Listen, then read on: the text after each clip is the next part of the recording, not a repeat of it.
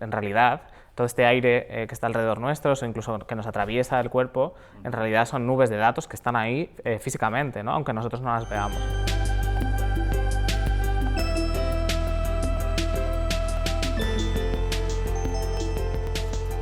Y ahora nos vamos a poner, te decía antes, nos vamos a poner un poco más conceptuales y me gustaría que hablases sobre la relación que hay entre el individuo, las personas y la tecnología o el ambiente tecnológico. Es indudable que en las últimas décadas cada vez tenemos más aparatos tecnológicos en casa, cada vez nos relacionamos más de forma virtual. ¿Cómo crees tú que nos afecta como personas a todo esto? ¿Estamos deshumanizándonos o realmente estamos cambiando nuestra forma de comunicarnos? Bueno, yo creo que estamos cambiando nuestra forma de comunicarnos, no nos podemos deshumanizar porque somos humanos, ¿no? A mí esto me parece una cosa un poco absurda de plantear, ¿no? Es como, ¿vamos a dejar de ser lo que somos? No sé, y volvemos a lo que hablábamos antes, esta idea del conflicto, ¿no? Entre que la tecnología que siempre se plantea como un conflicto a lo natural o a la naturaleza, y a mí me parece un error de base, pero bueno, es una cosa también un poco mía. Y sí, para mí hay una cosa que, bueno, cuando me has preguntado antes cuál es mi profesión, como que siempre vuelvo un poco a la arquitectura, ¿no? Que es un poco lo que a mí me ha servido para construir todo el pensamiento a partir de ahí. Y a mí había una cosa en la arquitectura cuando empecé ya a interesarme como más decididamente por esta cosa de la tecnología, que es que en realidad todo este aire que está alrededor nuestro, o incluso que nos atraviesa el cuerpo, en realidad son nubes de datos que están ahí físicamente, ¿no? Aunque nosotros no las veamos. Entonces, claro, realmente si imaginas la forma de la ciudad, de un espacio, cuando visibilizas todas esas nubes de conexiones, de datos que realmente están aquí, ¿no? Aunque no, o sea, haces así, estás atravesando datos, aunque no lo veas. Para mí yo creo que esta es la parte como que es más difícil de entender a nivel conceptual de la tecnología y que es realmente la más interesante y la que a nivel de trabajo yo creo que es la que más hay que explorar, ¿no? Como salir un poco de los móviles, que parece que la tecnología es el móvil y el móvil es lo menos tecnológico. La tecnología es que estemos rodeados de un montón de información y de cosas que no vemos, que no percibimos y que aparentemente no nos afectan, cuando realmente sí que nos afectan, ¿no?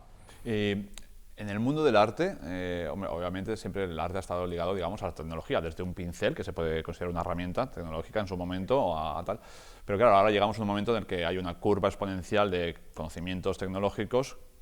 ¿Cómo está afectando al arte, a la producción?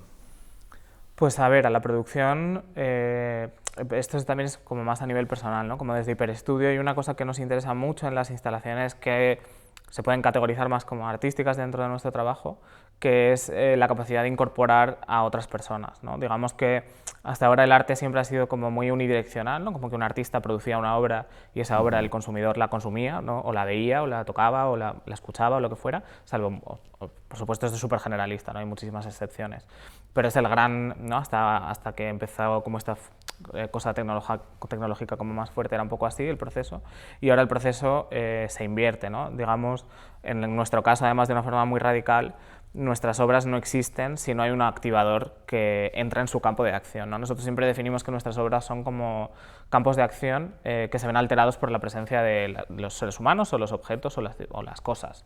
Y para nosotros esto es lo más interesante y yo creo que es uno de los cambios más grandes que ha traído la tecnología al arte, ¿no? Esa capacidad de involucrar de una forma totalmente activa al espectador o al público o al consumidor. Es que esta palabra también es muy difícil de definir, ¿no? Sí.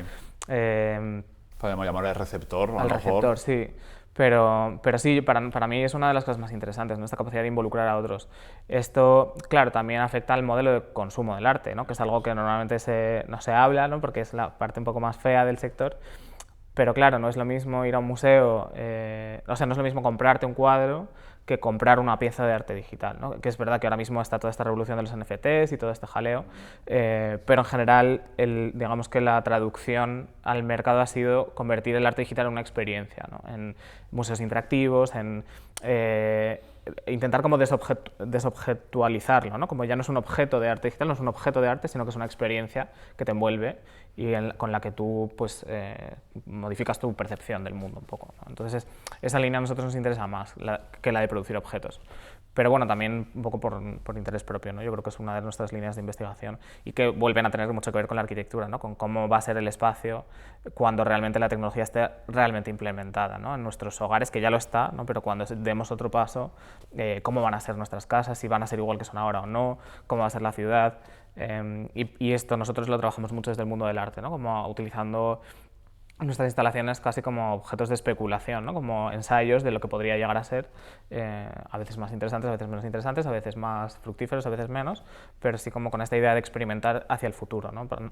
Esto es algo que dijimos hace mucho tiempo en una conferencia y se nos ha quedado ahí un poco detrás de la oreja, que es que nosotros siempre intentamos diseñar para el futuro, ¿no? Que es lo contrario de la arquitectura, ¿no? Cuando tú diseñas un edificio y el edificio se termina de construir, igual han pasado 10 años o 5 años. Con lo cual el edificio que diseñaste ya está desfasado 5 años, ¿no? Con respecto de las necesidades del mundo en ese momento. Entonces esto era algo que para mí era muy conflictivo en la carrera y que nosotros desde la tecnología intentamos hacerlo al revés, ¿no? Plantearnos qué es lo que se va a necesitar en el futuro para adelantarnos a ese posible mundo. Dentro de esos ensayos que mencionas, o esos experimentos, ¿hay algún concepto o idea que creas que puede ser un gran cambio en la forma en la que vivimos? Estoy pensando así en la inteligencia artificial, en la realidad virtual o realidad aumentada, es decir, hay muchas ideas que llevan años sonando, pero que no sabemos realmente hasta dónde está su alcance o cómo puede explotar. ¿Tú qué crees que es? ¿Cuál es esa idea que tú crees que puede llamar más la atención? O no llamar la atención, sino cambiando las vidas más rotundamente. Sí. A ver, nosotros intentamos no ser muy, ¿cómo decirlo? Como muy pedagógicos con nuestras instalaciones, no intentamos... esto nunca sé cómo explicarlo muy bien, ¿no? Pero no intentamos como simplificar las cosas como para traducirlas, pero sí que intentamos introducir reflexiones, no de una forma muy directa, pero que cuando entras en algunas de nuestras instalaciones, como que te hacen darte cuenta de cosas que suceden día a día, ¿no? Por ejemplo, el año pasado, sí, el 2020, presentamos una instalación en Madrid Design Festival en el Conde Duque, que era una instalación que estaba compuesta con 3 pantallas enormes en las que tú te metías dentro y había una cámara de reconocimiento facial, ¿no? Entonces tú entrabas, veías como una nube de puntos, así como todo muy abstracto, muy bonito, pero en el momento que tú entrabas dentro, tu cara la cogía este mecanismo y tu cara pasaba a formar parte de esta nube de puntos que estaba construida a partir de los puntos de control de todas las caras de todas las personas que habían pasado antes.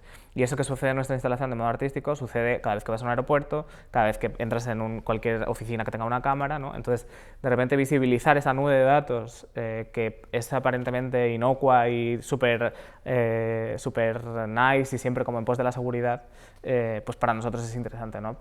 Pensar que realmente pues detrás de cada aeropuerto hay una nube de caras de todas las personas que han pasado por allí, y eso es real y está allí, lo que pasa es que no lo vemos, ¿no? Sí, entonces, no solo más a nivel de cara, obviamente, sino todos los metadatos que las grandes, digamos, tecnológicas tienen de nosotros, lo de las cookies y todo esto, que es un tema que se ha hablado mucho. Vale, creo que también es bastante, no sé si es recurrente en vuestro trabajo, más artístico, el buscar la interactividad con el receptor, el usuario o la persona que va a recibir esa exposición. Porque claro, no es lo mismo ir y ver un cuadro, que es, digamos, una comunicación unilateral, unidireccional, que, como tú dices, llegar a una instalación y que tu propia cara forme parte ya de la obra. ¿Crees que la interactividad también es una forma de llamar la atención a las personas para que se sientan más involucradas? Totalmente. O sea, esto, vamos, todas las exposiciones colectivas que hemos participado con otros artistas de otras disciplinas, al final la tecnología tiene algo que te llama, ¿no? Yo creo que es algo como muy... es como muy natural en el fondo, ¿no? Es casi lo contrario de lo que parece, es una cosa como de los estímulos, ¿no? Y también una cosa, yo creo que incluso un poco más cercana, ¿no? Probablemente es más difícil... Bueno, insisto, esto vuelve a ser un poco genérico, pero probablemente es más difícil para una persona que no está metida en el mundo del arte llegar a entender un cuadro en un museo, ¿no? Con todas las condiciones espaciales, políticas, sociológicas que significan eso, que encontrarte una pantalla en Plaza España, como hemos tenido ahora, que reacciona a tu paso, ¿no? Y que igual al principio te quedas con esa cosa un poco más formal, ¿no? De que es una pantalla que reacciona a tu paso, pero en el fondo yo creo que induce, o eso es lo que nos gustaría creer, ¿no? Induce líneas de pensamiento que van un poco más allá de eso, ¿no? Que te hacen plantearte pues, cómo se controla la tecnología con el cuerpo, qué significa que la ciudad tenga una réplica virtual, que la tiene, ¿no? De Google Maps y muchísimas otras, qué significan todas estas cosas que están ahí, que las utilizamos todos los días, ¿no? Porque utilizamos Google Maps, utilizamos Facebook, utilizamos no sé qué, pero solo las utilizamos a un nivel muy superficial, ¿no? Yo creo que para nosotros siempre el objetivo es como conseguir disparar un poco las inquietudes de cada persona que entra en alguna de nuestras instalaciones en estas líneas, ¿no? En plantearte qué significan las cosas que suceden a tu alrededor desde la tecnología.